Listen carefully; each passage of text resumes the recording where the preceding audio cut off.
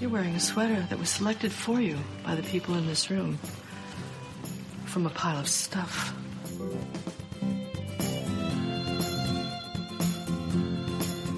Give me a full ballerina skirt and a hint of saloon, and I'm on board. I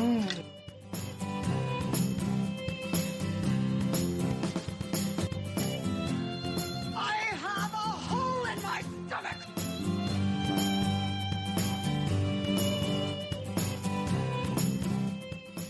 I can't go back.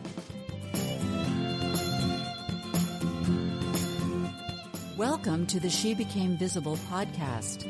I'm your host, Renee Steelman. This podcast is my story. It's your story. It's our story.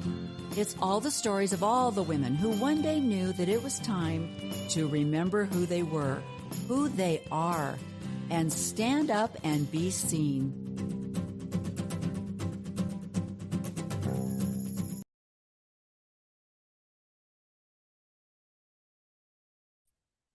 Well, hello.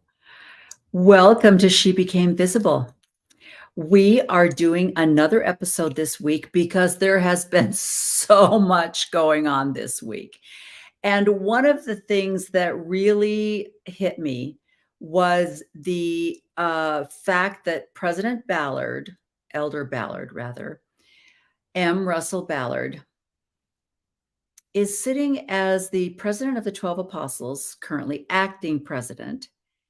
And that if anything was to happen to Russell Nelson and Dallin Oaks, which they're older than he, but not necessarily in better health. So who knows? I mean, the three of them could all keel over tomorrow. Who knows? 90s, 99, 95, 96, 97. I can't remember how old Dallin Oaks is.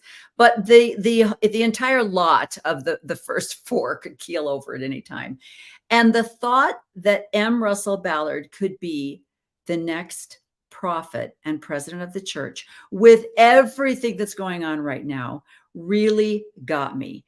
And one of the things I wanted to highlight was, if any of you watched Mormonism Live, which I think thousands of you did, they had Lynn Packer, my hero, they had him on.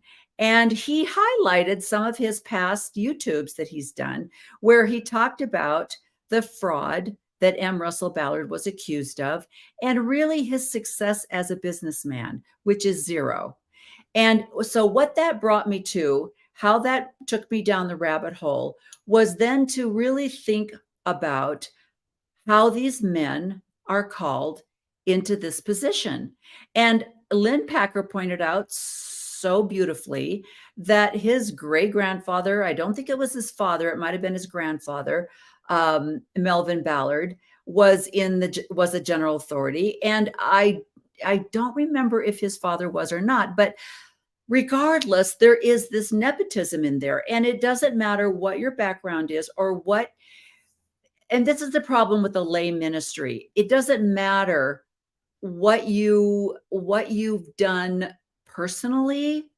It's more who you know and what you know, which I know that that's pretty true for everything in this world. But in the case of calling someone a prophet, a seer, a revelator, someone who calls themselves an apostle or a disciple of Jesus Christ, I think there needs to be a little bit more to it. Now, many other podcasters have highlighted the fact that 75%, I believe, of the apostles are attorneys. There are a large percentage of apostles that are just very successful businessmen. They all have wealth. And I know that true believing Mormons, and I believe I probably used to believe this, think that because you're devoting the rest of your entire life to serving the Lord, that you have to be kind of financially stable to do that. And that's a nice idea if they weren't making a six-figure stipend. And there's a lot of people that would do quite well on six figures. And these men have got retirements. They've got investments that they made. They've got businesses that they sold and, for billions and billions of dollars, if not millions, if not billions. And so they're set. They're pretty set. And this 6-figure stipend that they get is just extra. On top of the fact that there are so many little throw-ins that they get, free airfare, lodging, food, transportation, all of these things are covered. So it brought me to this particular podcast that I wanted to do. So let's look at, let me go back. Let's start at the beginning. How are these apostles chosen? Now, I think Lynn Packard mentioned this in one of his YouTube things, was I would have more faith in believing that these men were apostles, seers, prophets, disciples of Christ if they randomly were inspired. If the 12 or the 11, let's say we had a couple die off and it was time to call a few more apostles. They all got together and they did their little ritual that they supposedly do.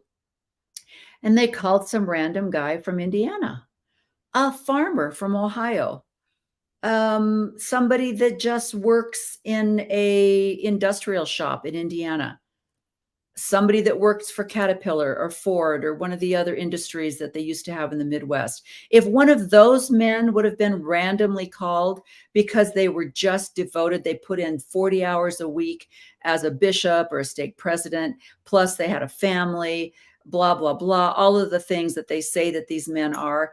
If they randomly called those people, I would go, wow, that's amazing. But when you see the nepotism, if you see the genealogy of where these people have come from, who their fathers, their grandfathers, their great-grandfathers were, they all live in the vicinity. They all know each other. They're in the same ward. They went to the same school. They were mission companions. I mean, the list goes on and on. And that makes a big difference. So we're going to talk a little bit about nepotism and the future prophet and leader of God's church. I mean, we have to, if you're going to believe that, I think you need to start looking at these men a little bit better and a little bit more with open glasses and not rose-colored glasses. So, I mean, let's talk about it. What is an apostle? If we look up, I'm going to look it up right now. What is it? Well, wait, let me go here. First of all, a disciple, because I have that already brought up. So let's look at that. A disciple is a person, a personal follower of Jesus during his life, especially one of the 12 apostles. Another definition is a follower or student of a teacher, leader, or philosopher. So that's a disciple. That could be anybody, right? It doesn't say a man or a woman. It says a personal follower of Jesus during his life, especially one of the 12 apostles. So that's the definition of a disciple. Now, what's the definition of an apostle? I think I looked this up already, but I don't want to paraphrase it and get it all messed up. Why do I always go to the what's that whatever that the theme song is? I always go to that. Okay, so an apostle in its literal sense is an emissary. The word is derived from ancient Greek, literally one who is sent off, itself derived from the verb to send off. And what makes someone an apostle? Let's see what that is. In Acts 1:12 through 22 states that for a man to be an apostle, he had to have been a member of the band of disciples from the beginning and to have been an eyewitness of Christ's resurrection. Well, I think that follows the definition that they made when they were trying to replace Judas. And they decided they were going to put some what's the word I'm looking for? I should have eaten today. That would have helped.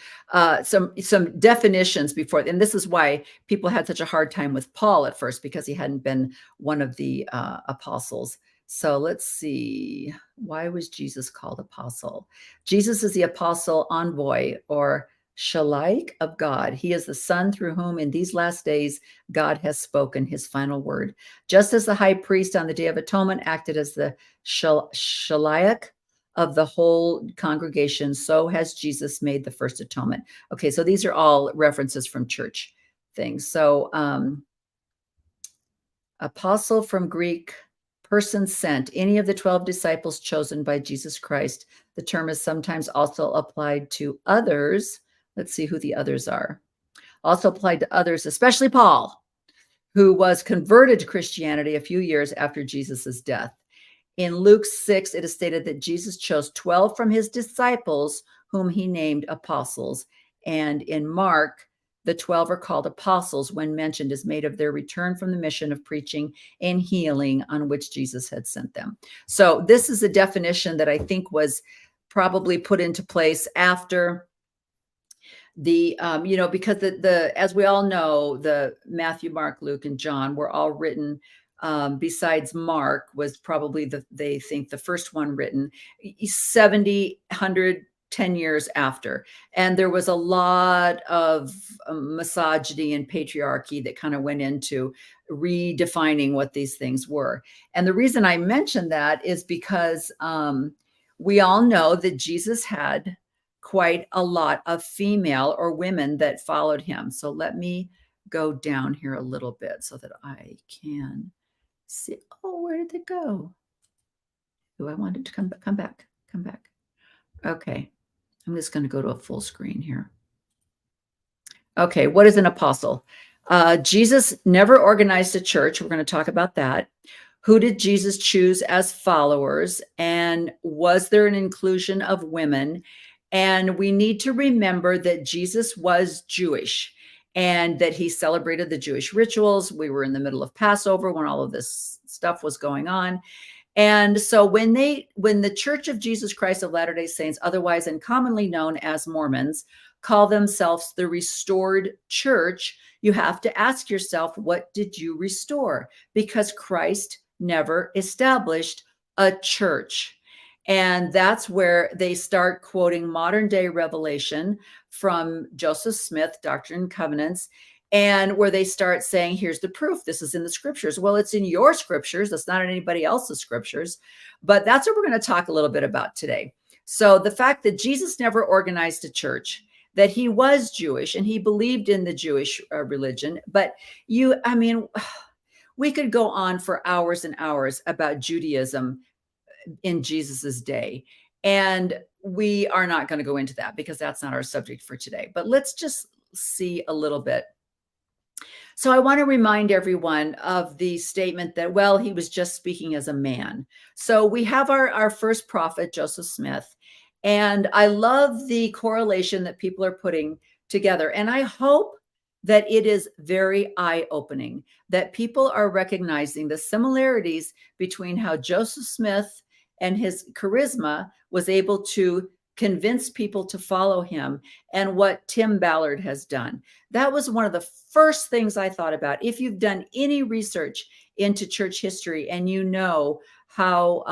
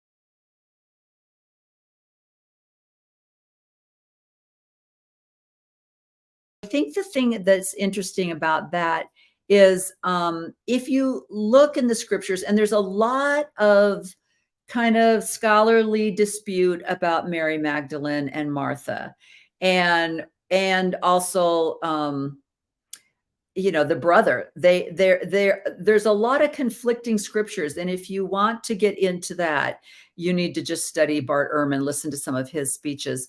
But so, I mean, there's times when Mary and Martha were together, when they weren't together, when one was Mary, one was Martha. It's very confusing in the scriptures, and Dan McClellan actually talks a lot about this as well. So but I think so the story of Mary and Martha, where Martha is busy getting food ready and cleaning the house and getting everything ready for her guests, and Mary was just sitting at the feet of Jesus, just like, teach me, oh Savior, and they highlight that was better, that Mary was better. And I don't believe that, because these women were making it possible for Jesus to do his thing. They made it. These men, the ones that they called apostles, were illiterate fishermen. They didn't have money. They didn't have stature in the community.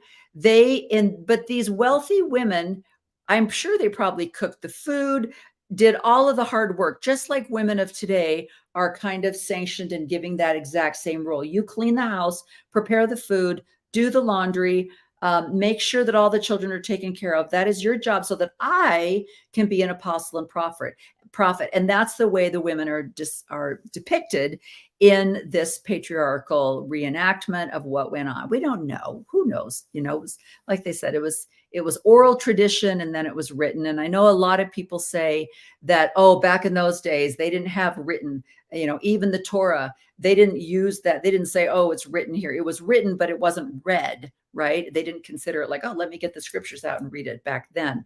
And so they said, but so oral tradition was really, really, when it was finally written down, it was verbatim. This is exactly what happened. Well, Bart Ehrman has proven that that's not true. So, but these women were important. And I think the most important thing was Jesus recognized their worth, and he treated them differently than their culture treated them. And they followed him, and they were with him, and they were disciples of Jesus Christ. So let's go on. Now, I don't know if any of you are deconstructing, or whatever you want to call it. I don't call it that, because that seems kind of, I don't know why. I just don't like that. I call it an awakening, because I really do feel as though that's what it was. Is I just gained knowledge. I gained knowledge, and I opened up my eyes to more truth. And Bart Ehrman was one of the first people that I turned to, and I listened to his podcast. And he is an American New Testament scholar focusing on textual criticism of the New Testament, the historical Jesus, and the origins and development of early Christianity. He has written and edited 30 books, including 3 college textbooks. He has also authored 6 New York Times bestsellers. Ehrman is the James A. Gray Distinguished Professor of Religious Studies at the University of North Carolina at Chapel Hill. And really, if you want to start from the very beginning, I really suggest starting out with Bart Ehrman. And he has a Misquoting Jesus is one of his great books. He talks there about how Jesus kind of became a god.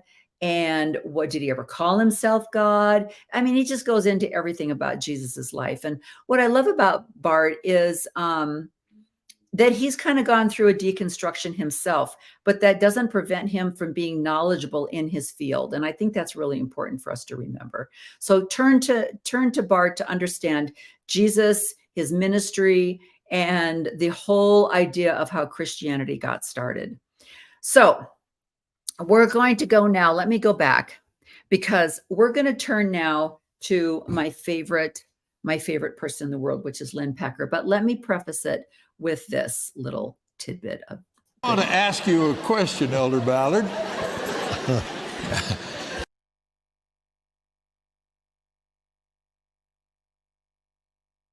Yes, it will. And in terms of haunting you, I say, boo.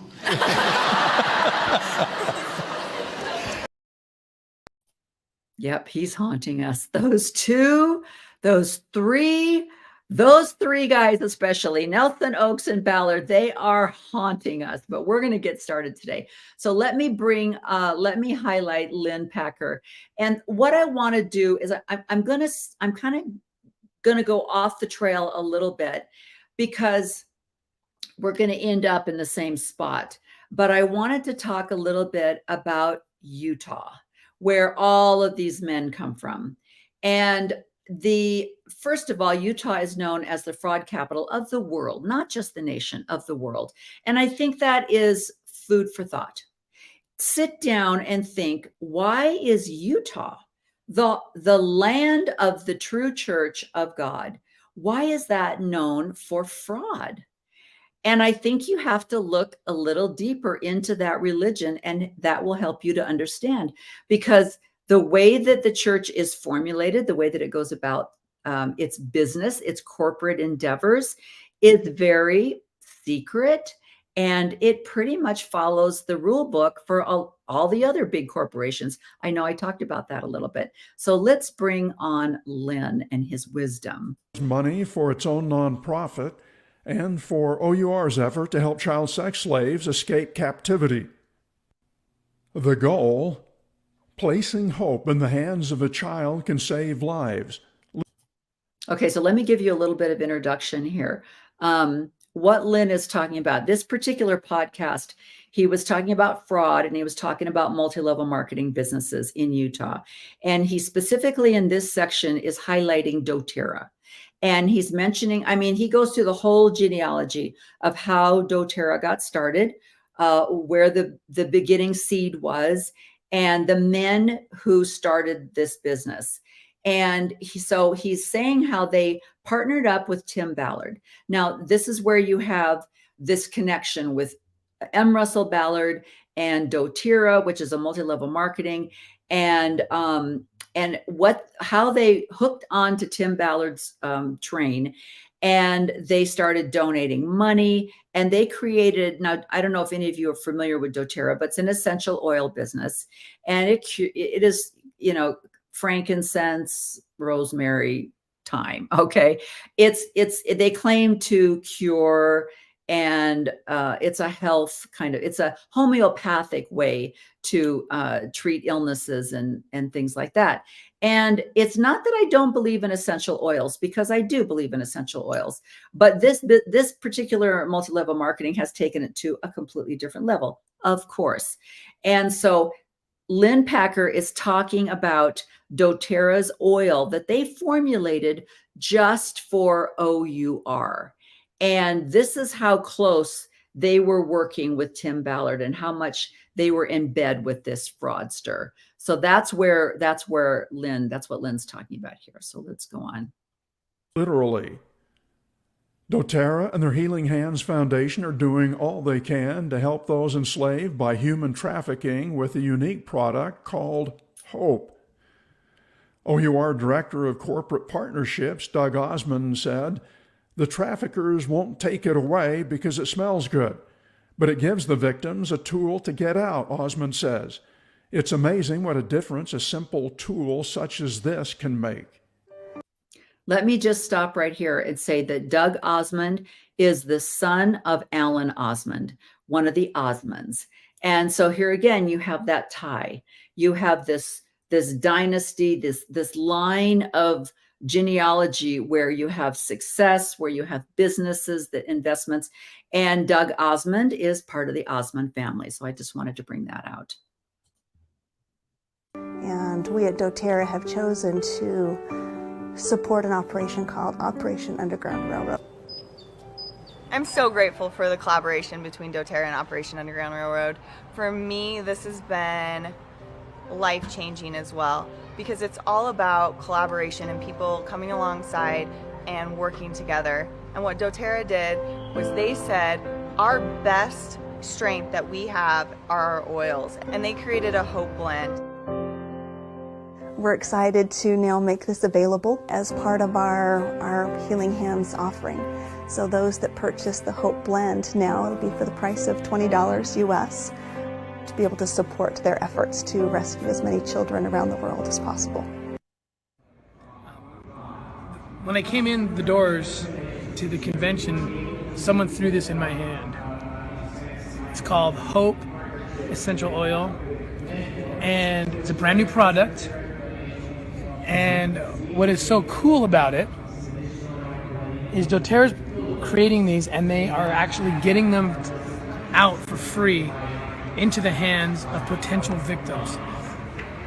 And, you know, their captors they don't care, like, oh, cool, you got a free thing that might help. I have to stop right there. This is where I just get so confused. If this was all new, if Tim Ballard wasn't in the news right now, and this came over a news broadcast, and I was listening to this man say that for free, they're getting this essential oil into the hands of potential sex trafficking children. First of all, how do you know? First of all, how do you recognize a potential sex trafficking victim? And so you're just walking down the street, you see some child, you're thinking, oh, that's odd. Let me give them some of this essential oil. They take the oil, and then what Tim says is, the captor doesn't care. He's like, oh, yeah, cool. I think he even says that. Cool, you've got some oil. It smells great. Yeah, hang on to it. Who cares? I mean, at that point, if you have a fully functioning mind, wouldn't you at that point be going, what? What are you talking about? I mean, if these children I have a hard time with this whole children thing in the first place, because why are you going to strip clubs? I mean, this is insane. That whole part is mind boggling as well. First of all, you're going to strip clubs and you're asking for lap dances. You're drinking tequila because you're looking for children that have been trafficked. You want to look for children that have been trafficked? Go next door or go to church. That's where the children are being trafficked. Okay. So the whole thing, anybody with any kind of sensibility would be going, that just doesn't make sense. But listen to what he says. Help you smell better, look better, whatever. Now here's the secret part. There's a secret message for the traffic, for the victim. It says here, appeal for directions. And by the way, we're translating these into Spanish and other languages so we can get them internationally. Appeal for directions and caution. You open it up, and what do you see? I can't. Like, this is, I can't. I'm speechless. It's so stupid. I'm speechless. Okay. There's a little thing on the outside of the bottle that says open for more information. And the person that's trafficked these children, that has them in a bunker, with shackles on, tied to a pillar somewhere, they're going to be like, what's that you have in your hand? Oh yeah, I know. You hang on to that. I'm not going to feed you or give you any food or water. I'm just going to sexually abuse you constantly, but you just hang on to that little bottle of water. And I'm not going to look at it. I mean, it just, please. Our logo, along with instructions for how to get out of hell. And that'll do it. I mean, if you're shackled to a post in a basement, what do? You just say to your captor, excuse me, could I borrow the phone? I need to call Operation Underground Railroad. Yeah, that's going to happen. I mean, the whole idea is just so ridiculous. Doug Osmond put doTERRA and OUR together in 2014 and became a pitchman for Hope Oil. What difference is OUR's Hope Oil made? Neither OUR nor doTERRA has documented a single case where an actual sex slave got a Hope vial, opened its secret label, found a phone number to call, and was rescued. Doug Osmond would repeat OUR's unproven claim that 10,000 to 15,000 children are imported into the United States as sex slaves every year. During an OUR operation, Osmond witnessed the rescue of little children in the middle of a human sacrifice.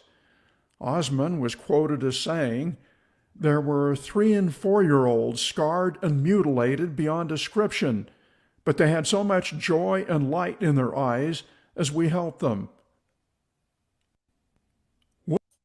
I can't.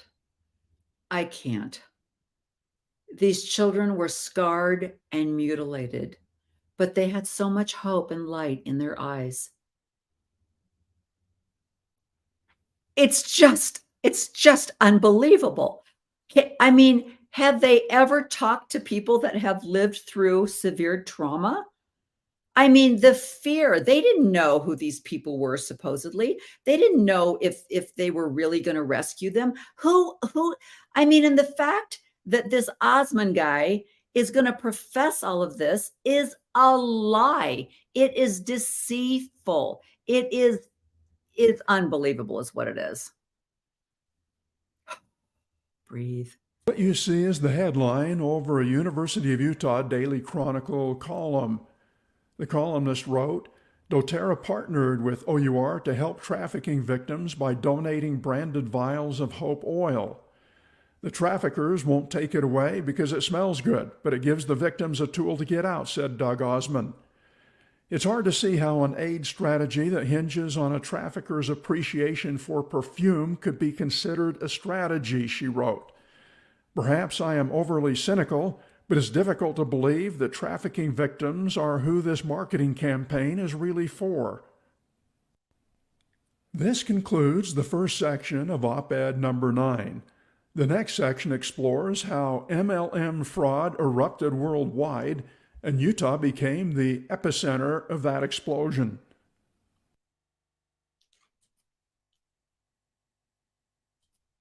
Okay, so I wanted to give you a little bit of that background, especially with the Osmond connection.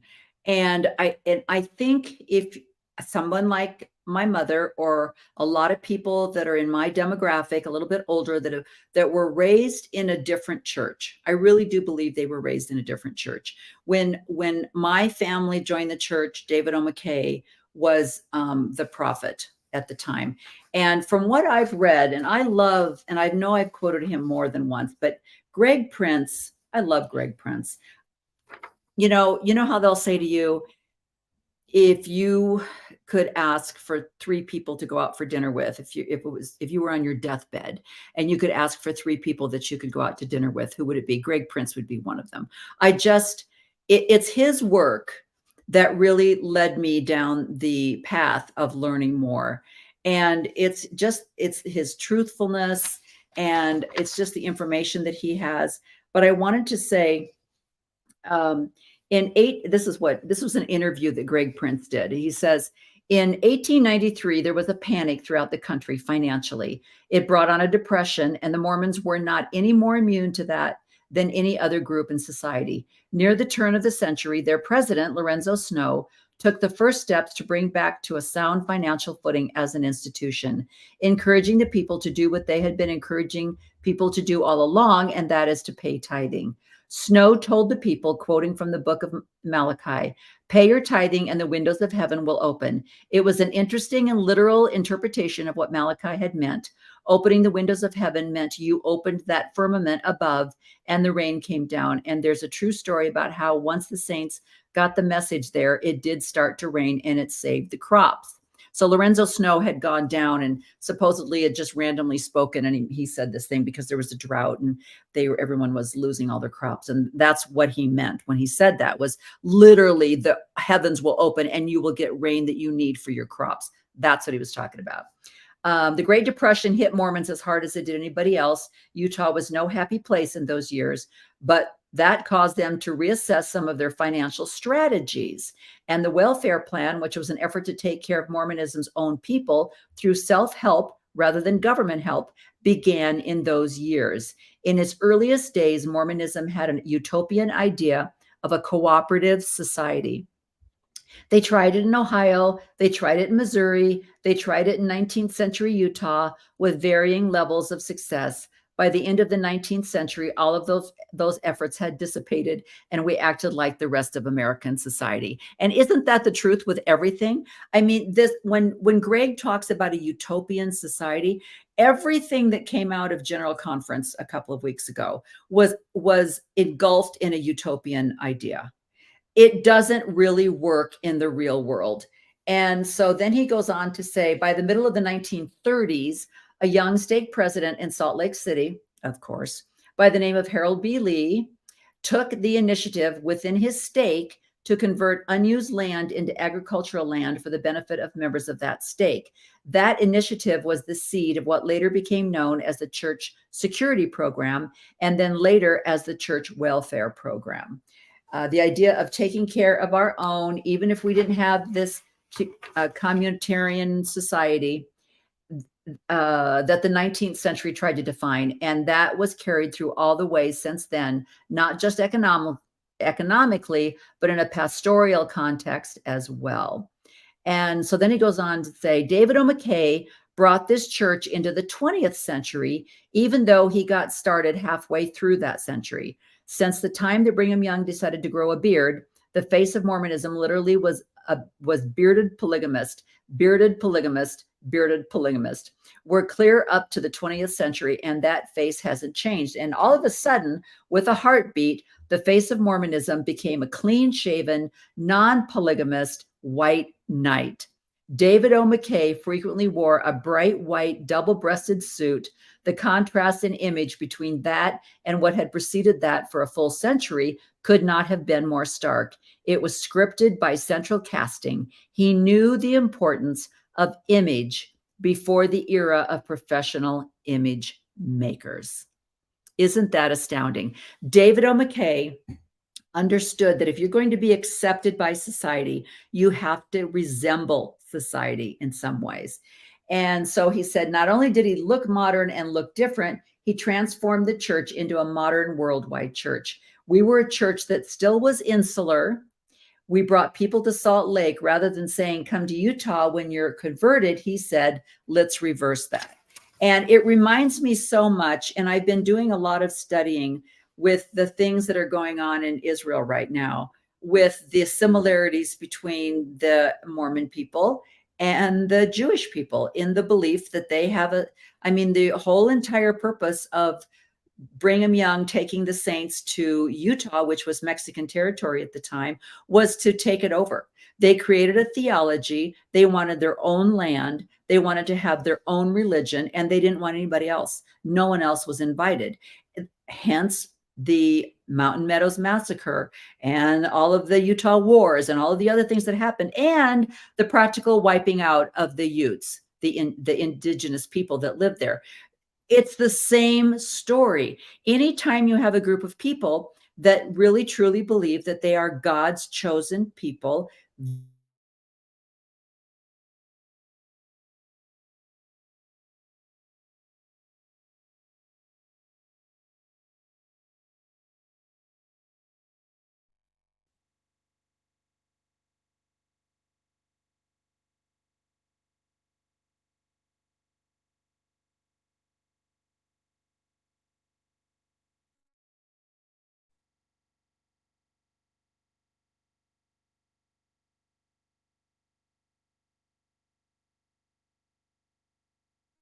over.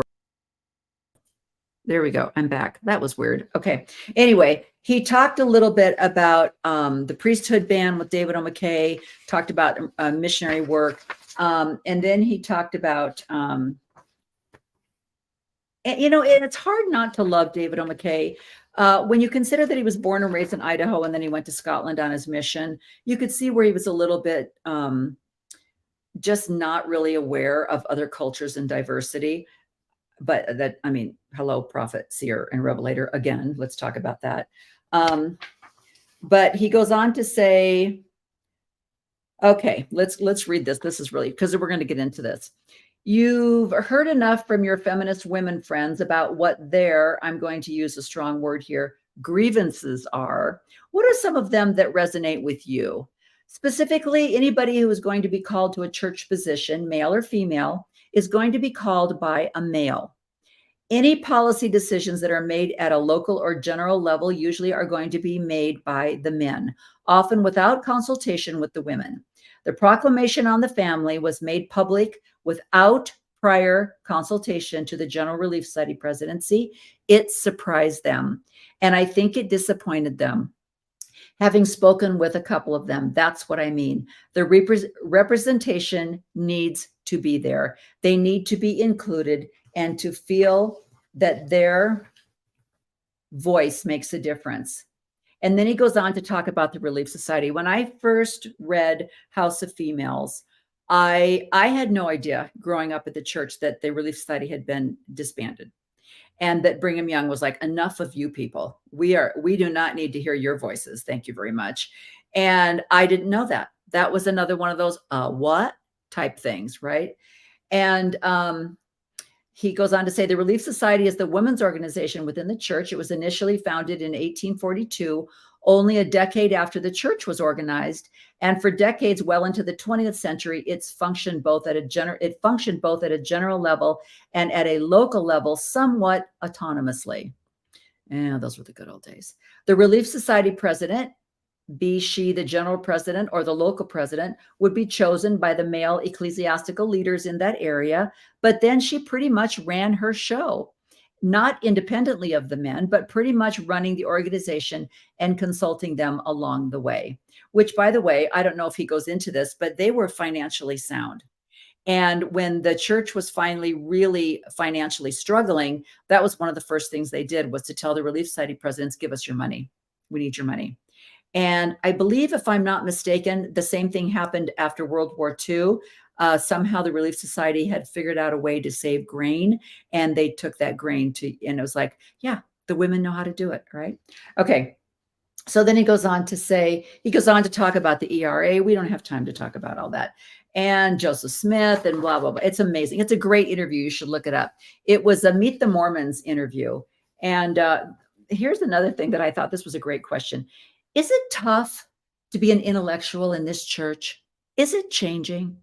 Being an intellectual in this church is a hard way to make an easy living for two reasons. One is the wealth of source material. If you go back and look at the history, it's enormous and troubling because it doesn't always square with the public relations version of things. I'm just going to leave it at that. And that's right. So one of the things, let me see here though. One of the things I want to talk about this, I'm going to just save this paragraph for, I'm losing my witch's hat. I might just take it off. Okay. I just think it's appropriate, especially with this topic. Okay. So let's go on and listen to Lynn Packer a little bit, talk a little bit more about how fraud is so prevalent in Utah, the home of the basket where we gather all of our men and call them to be prophets, seers, and revelators.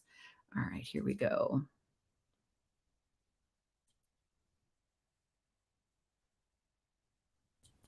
Based on my covering the MLM industry over several decades, here's my overview in bullet points. Despite their denials, MLM programs are pyramid schemes. It's a rich get richer, poor get poorer concept, the MLM version of trickle-down economics. The MLM concept cannot work without massive product markups and without widespread fraud. What recruits are told about the potential to make money and what recruits and customers are told about the products. I'll first tackle the pyramid scheme issue. Consider doTERRA's sales guide for wellness advocates titled Handling Objections. Isn't this an MLM company or pyramid scheme? The salesperson is supposed to answer, doTERRA is a direct selling company, which is very different from a pyramid scheme. A pyramid scheme's focus is to recruit new members and pay bonuses for achieving.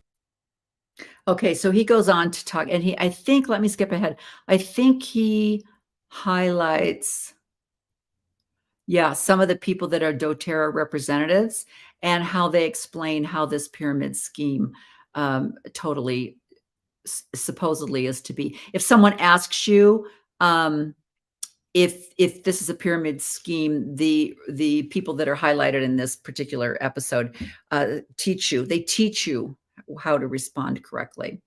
All right, so here we go. Was with the cookware sales and recruiting program.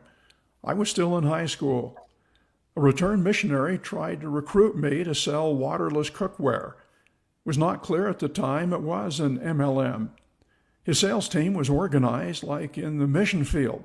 His presentation was patterned after the missionary discussions. The product markup must have been between 300 and 500%. I didn't bite. It was a lot later that I figured out it was a scam. The summer of 1967, I was working as an Okay, I think that cookware has been, I don't know what it was called, but I think that's the Salad Master cookware, and that is still very prevalent today. It's still going on.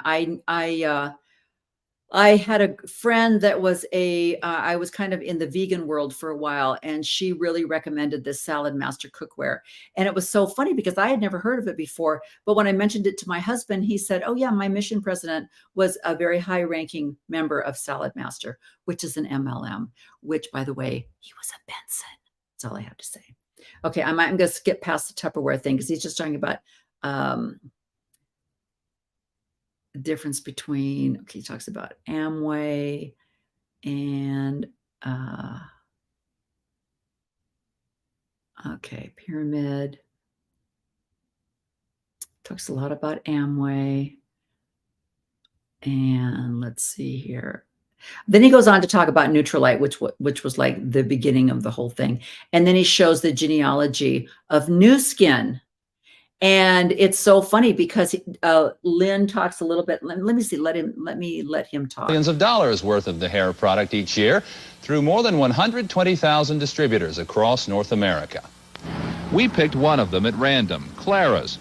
When we arrived, we found New Skin's #1 distributor, and we found one of the sources of the illegal hair growth claims. We asked for information on a product called Nutriol and recorded the sales pitch on a hidden microphone. Just leave it in, and in time, right, like I said, if the hair follicles are alive, this Nutriol you'll start growing new hair. Another salesperson told us Nutriol would stop hair loss. I've seen some literature somewhere that in 99% of all people that started using it, it's thinning, stopped it falling out. Add to those conversations statements made by a man identifying himself as Clara McDermott's husband.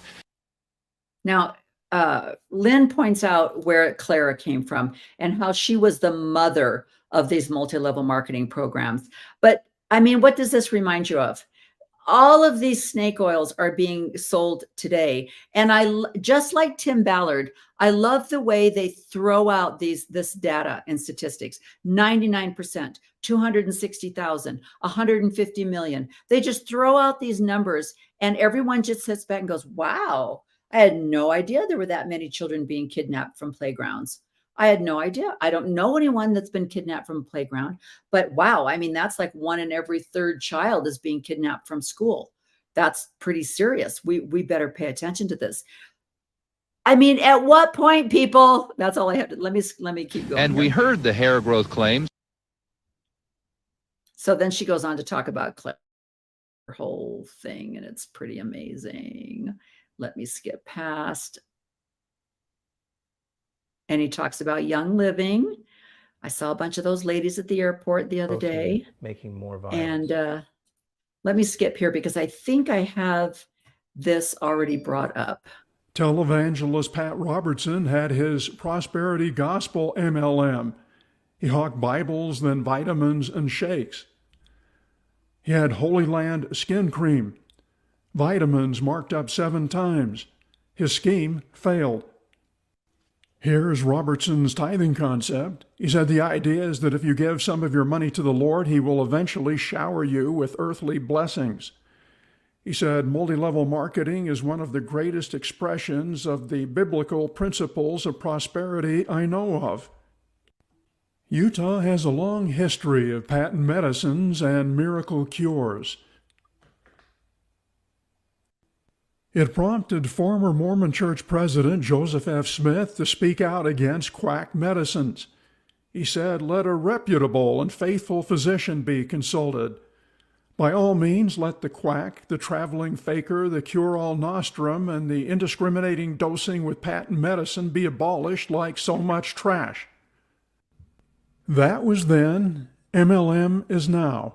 Church leaders have not denounced either miracle cures associated with multi-level marketing companies or the deceptive practices built into all of them. So-called natural products associated with MLM bring more than $10 billion a year into the Utah economy, second only to tourism, which means they generate tens of millions of dollars not only in tax revenue, but also in LDS tithing receipts. Dun, dun, dun. Why does the state of Utah not crack down on these MLMs? Because it brings millions of dollars into tithing. It's all about the money, people. Add to that, many MLM executives are promoted to top LDS church positions. As an example, New Skin officers. Steve Lund was a mission president and an Area 70. Blake Roney was a stake president, mission president, and an Area 70. Truman Hunt, a stake president, a mission president. Rich Wood, a stake president. Hunt made $10 million the year before being made a mission president, not including stock sales. Then there's New Skin's LDS tithing donations. In 2011, Roney and Lund donated hundreds of thousands of shares of New Skin stock to the LDS Church, which sold them for $10 million. Because church leaders support MLM, they also have to endure critical news reporting that tie MLM to Utah and the Mormon faith. Gina is 25 and has tried selling for 3 different MLMs. Okay. There we go right there. So that was my point, was these are your general authorities. These are your apostles. These are the men that are being chosen to supposedly talk with God and stand at a pulpit every 6 months and give you direction for your life. And that's what I think is absolutely frightening. So let's go back. So here's our New Skin executives. Mission president, Area 70, mission president, stake president. Millions of dollars made off the backs of good, believing, hardworking members of the church that fall so easily into these multi-level marketing programs. It's so sad. Now, I want to talk a little bit about these men that are called. Now, obviously, Tim Ballard is not a general authority, but he was working his way up. And I find it interesting that the church came out and denounced him so quickly and so radically versus what happened to some of these other men. Now, this is a picture of Paul H. Dunn.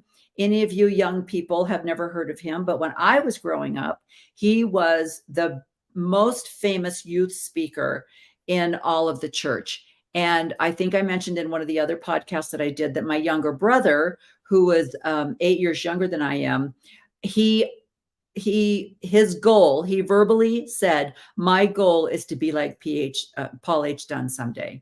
And when Lynn Packer actually put it all out into the light, and they could not hide it any longer that this man was a liar. And I mean, not just fudging the facts a little bit. He literally was saying, I was a professional baseball player. I was a war hero. I held this man in my arms as he died while the man's alive and living in, I don't know, Kansas City or something. I can't remember. So it was true fabrication, out and out lies. And what did the church do? They just kind of pushed him. You know, they made up some excuse about his wife being sick and gave him emeritus status. And they didn't actually do anything. There were no consequences. That's my point to this behavior, right? Okay, so then we have, now this is a picture right here of Ezra Taft Benson. Ezra Taft Benson is not a criminal, but to me, he did criminal things. And mostly I would say he got involved with the John Birch Society. He wanted to run for vice president with George Wallace, who was a huge racist, and Benson was a racist. He was a product of the times. I will give him that. It was right after World War II, and everybody was communism. And he jumped on the John Birch Society. But the problem is he would not stop. He also was working as Secretary of Agriculture at the same time that he was an apostle. And David O. McKay loved him, absolutely loved him. And he took advantage of that. And that's what makes me so angry. He took advantage of the love that David O. McKay had for him. And as David O. McKay aged and his mental capacity started to dwindle, Ezra Taft Benson took advantage of that as well. And he kind of did some kind of a thing where he wanted David O. McKay to be on the front of a John Birch Society publication. David O. McKay said absolutely not, but he finagled him into doing it. But fortunately, someone caught it before it was actually published. And they did the same thing to Ezra Taft Benson. They sent him off to Germany. That's what they do to these men. They send them on missions. They kind of make them quietly go away. There's no consequences to their lying, their deceit, and their dishonesty. And that's, I think, why M. Russell Ballard is where he's at today. Now, this is M. Russell Ballard here, the largest picture on the far right. And if you will go back and listen to Mormonism Live that was broadcast last night, Lynn Packer talks, he just did an episode on YouTube on Ballard, and he talks all about his penny stock, how he was actually fined by the SEC for fraud. He had his license taken away for investments, and Lynn talks a lot about that. So if you just go to YouTube and type in Lynn Packer and then fraud, you'll find his latest where he talks all about M. Russell's failed businesses. Now, this is a picture of Hamula, I'm going to say Hamula, who was a 70 that was mysteriously kind of excommunicated.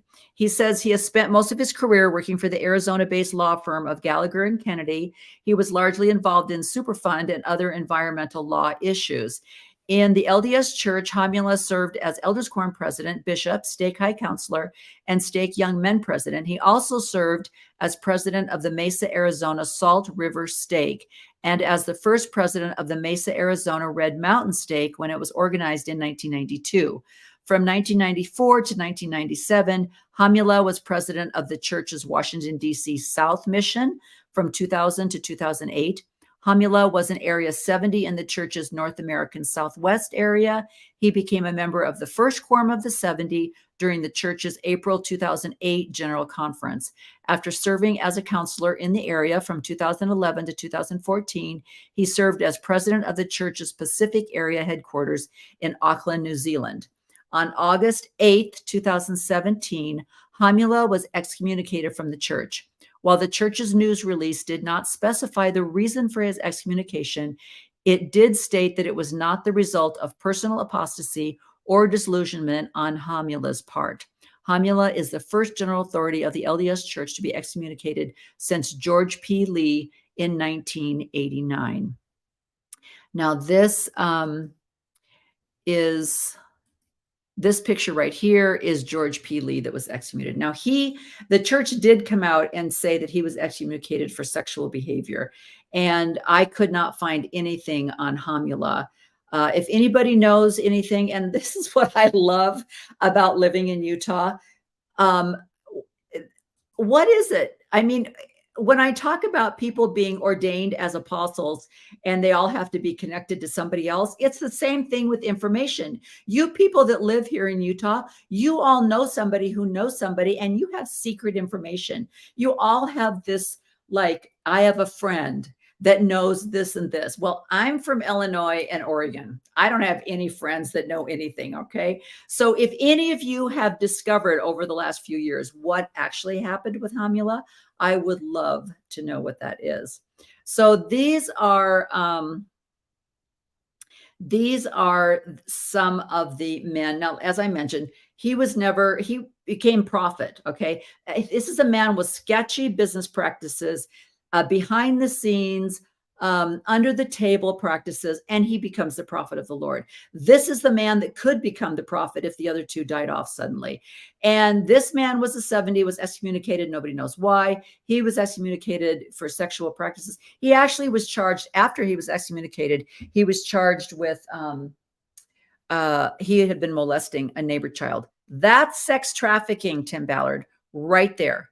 Molesting a neighbor, a 9-year-old neighbor. That's sex trafficking. You don't have to go to Haiti, okay? You don't have to go to Haiti to find this. Let me reach really quick and find Jana Reese, who is a religion reporter, did a wonderful article on the excommunication of Hamula. And I like what she said about it. Let me see if I can. I'm going to...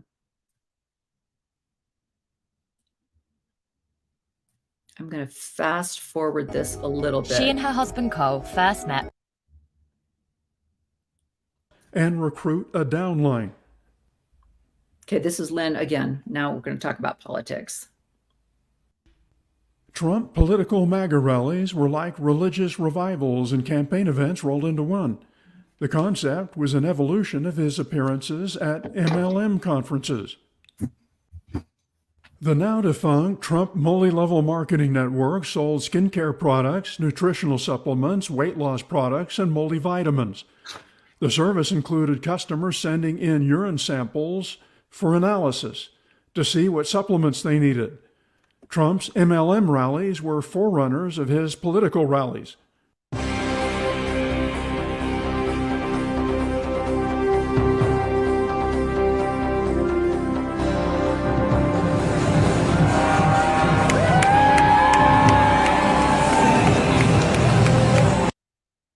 Okay, I don't want to make too many of you run away, but can you see the correlation there? It's amazing. Now, I found this article that Jana Reese had written, and it was in 2017. And she says, in a surprise announcement, the Church of Jesus Christ of Latter-day Saints revealed Tuesday that James J. Hamula of the First Quorum of the 70 was released from his calling as their general authority and also excommunicated from the church. It is the first time a top LDS leader has been excommunicated in nearly 3 decades. Here's the preliminary coverage from the Salt Lake Tribune, which states LDS Church spokesman Eric Hawkins provided no details about the removal, but the church did confirm Hamula was no longer a member of the church and that his ouster was not for apostasy. Well, that's kind of like, well, then what was it? One thing I doubt we'll see, though, are significant details about what happened and why Elder Hamula has been removed, or at least we don't get those answers from the church itself. And then she goes on to say, I can see both sides to the church's longstanding radio silence where excommunication is concerned.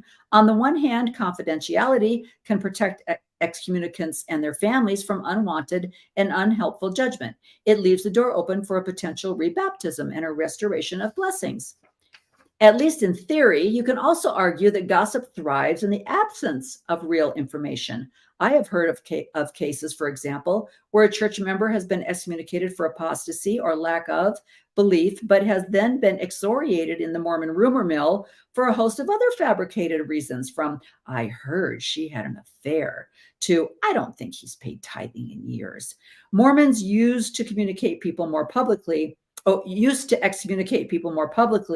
more transparently. In the 19th century, Joseph Smith openly chastised fellow church leaders, and some were excommunicated, like William Laws, Orson Pratt, Thomas March, and many others.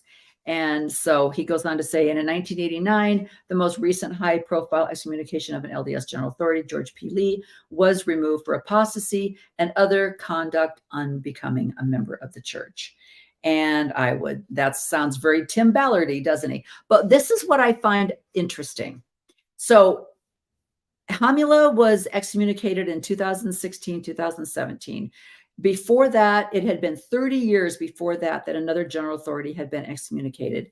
And then, as we know, if you go back in church history, like Jana said, Joseph Smith would excommunicate people right and left. I mean, if they just dared to disagree with him, which sounds very much like Tim Ballard, because from what I understand, he had a very quick-lit temper and would fire people randomly. And so I think there's so many similarities. It's not even funny. But where is my article? Okay, where's my article on? Okay, but I find what I really find is funny is if you go back and you compare the September 6th with how long it took for them to excommunicate any of these men in authority, I'm like, that's interesting. So in the interview with Gregory Prince, they said, do you think the excommunication of the September 6th in 1993 had a chilling effect? We've had occasional waves of anti-intellectual activity within the church. One of them was in the early 1980s, and some of my close friends were caught up in that. A more destructive one was a decade later that resulted in the excommunication of a half dozen people, primarily because they persisted in asking the why question.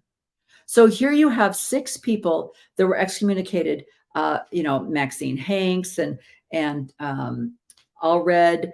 I mean, all of these people that had the nerve to ask why. They were devoted, especially Allred. I mean, she was the mother of 9, very faithful in the church, but she had the audacity to claim some intelligence and some historical referencing to a mother in heaven. Same with Maxine Hanks. That's it, folks. That's it. They had an opinion and they had no problem excommunicating them. But when it comes to these men that are suspiciously poor business, illegal business practices, they just kind of make them go away. It's very, very interesting. Okay. So in the handbook, it says the quorum of the 12 apostles. Anciently, Jesus Christ called 12 apostles to help lead his church. You can see in Luke 6:12, Ephesians 4:11 through 13, and then First Nephi doesn't count, people. Please stop quoting your own scriptures.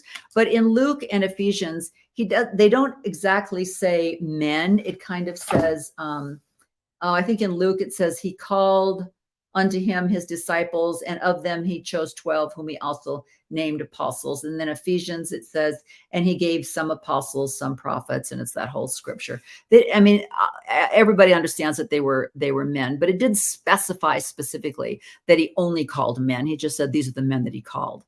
And we've already talked about the, so this is, I want to talk about Christopher here, because I think he is one of the most dishonest men that we have in our quorum of the 12 at this time. He kind of got his infamy from the 60 Minutes that was talking about the church SEC issue. And in that, the Salt Lake Tribune says, church says unfortunate 60 Minutes episode was based on unfounded allegations, which is a lie. Utah-based Faith says it believes in having adequate resources available to fulfill its divinely appointed responsibilities. In a segment, Christopher Waldell, first counselor in the presiding bishopric, the ecclesiastical overseer of the church's far-reaching financial, real estate, investment, and charitable operations, referred to Ensign Peak as the faith's treasury, and reiterated that it is seen as a rainy day fund intended to buffer it economically. He declined to address assertions that the Ensign Peak assets have reached as much as $150 billion. When asked at one point if that figure was in the ballpark, Waddell smiled and said only that the church had significant resources. Now we know that is a lie. So here we are. Here we are with the claim to be another testament of Jesus Christ, the only true and living gospel upon the earth. And I find it very interesting that this image of Jesus Christ with his beautiful blue eyes, I don't know if Josephus declared that Jesus had blue eyes. Maybe he did. I don't know. I know Tim Ballard has blue eyes. I know that Joseph Smith had blue eyes. And I just want to know, what is it about these people and their blue eyes? I mean, is it the blue eyes that compels them and gives them this charisma that people just cannot look away? I want to know, is there a correlation between this? But bottom line, that is the conclusion of my thoughts for today. I really wish that I almost wish, and maybe there will be, now that Tim Ballard has actually had some lawsuits filed against him, maybe, OUR is probably going to have some lawsuits filed against him. Maybe Ballard will somehow, I don't know, at his age, maybe they'll just let it go. But if there was some legal ramifications for his behavior, what would that do as acting president of the apostles? What would that do? How would the church spin that? How would the church use their word salad to talk about somebody who just gave a talk and about testimony of Jesus Christ and Joseph Smith and all the stuff that he said in conference, which was just jibber jabber. It will be very interesting to see. So that concludes our report for the day. I really wanted to highlight the fact that I think it's extremely concerning that these men, I think it's that because of the pool that they're drawn out of, that's what's creating the problem. They are seriously not going out and searching for good humans that could serve in this. Basically, it's just a corporate board of directors. And I would also like to reiterate that if you were to bring in 6 apostles, disciples of Jesus Christ that were women, I truly believe that 99% of this wouldn't have happened. I really believe that women, I know this sounds very kind of anti-male, and I'm not trying to be, but I believe that women have a gift. And I think that, I know obviously there are these women that are suing Tim Ballard, that they did not say that they were hoodwinked.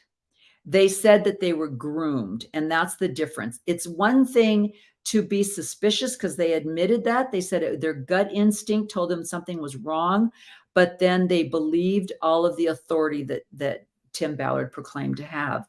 And I think there's a huge difference between instinctual behavior and grooming, because that's psychological. So I believe if they were to bring in at least 6 women out of those 12, that would really curb a lot of this illegal activity, especially when it's coming down to hiding abuse in all forms, monetary abuse, misogyny, all of the other areas of SA that are being broadcast right now. It's frightening, and they've got to start taking this seriously. You cannot just talk about rainbows and puppy dogs at conference and think everybody's going to look the other way. It's not going to happen this time. It's not going to go away.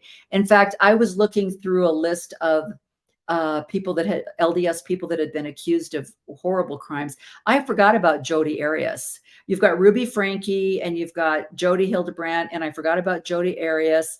And then you've got Corinne Richards right now that's being accused.